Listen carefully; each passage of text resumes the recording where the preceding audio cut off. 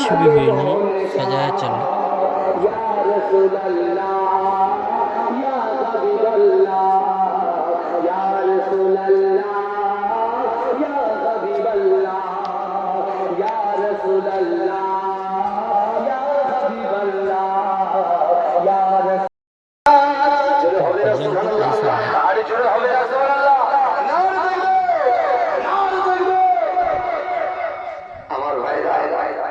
রসুল্লাহ দরুদ শুধু আমরা পড়া